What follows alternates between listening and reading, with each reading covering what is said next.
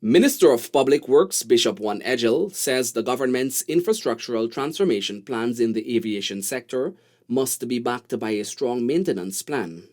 He says after the hinterland airstrips are reconstructed, there will be an aggressive maintenance program. The maintenance contracts will be given to the hinterland communities in close proximity of the airstrips. It is in their interest to do the job well, because without the airstrip, they can't get access. And secondly, it's one way of creating employment for the people in that area. Government has already budgeted in 2021 a whopping $415 million for the completion, upgrade, and rehabilitation of a number of hinterland airstrips to allow for safer and easier travel between the coast and the hinterland. The upgrades to the hinterland airstrips will open more areas to frequent travel and increase the business activities, creating the environment to make travel more affordable.